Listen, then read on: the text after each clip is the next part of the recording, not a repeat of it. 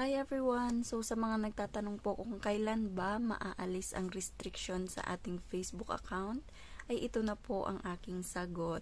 So disclaimer lang guys, based lang po ito sa aking na-experience. So kapag nakita nyo ang inyong Facebook account na merong ganitong sign, so ibig sabihin is restricted kayo ng 30 to 90 days. So ibig sabihin is limited na lang ang nakakakita sa ating mga post, reels man or videos, pero hindi na siya recommendable sa lahat ng mga Facebook users. So kahit marami kayong followers sa inyong Facebook account, ay hindi lahat makakakita ng inyong mga post dahil pinipili lang ni Meta kung sino yung makakakita ng ating mga pinupost sa ating Facebook. So after ng 90 days, maaalis na tong red na to. Pero, hindi na recommendable ang ating Facebook account. So, matatanggal yung mga stars na nakalagay sa recommendable. So, sobrang limited lang talaga guys.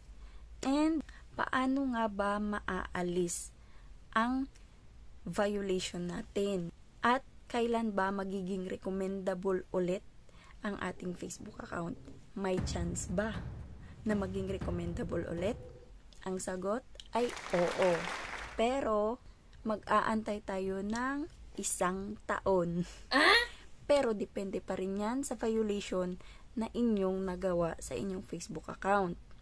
Dahil kapag mas mabigat na ang inyong violation na nagawa sa inyong Facebook account, ay mismong si Meta na ang magdi-deactivate ng inyong Facebook account.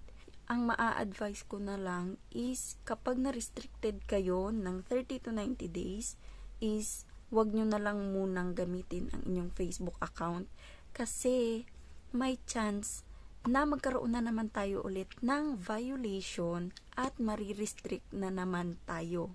So kapag nagkaroon tayo ng 6 strikes na violation is totally mawawala na ang ating Facebook account. Sobrang sayang kapag tayo ay monetize na.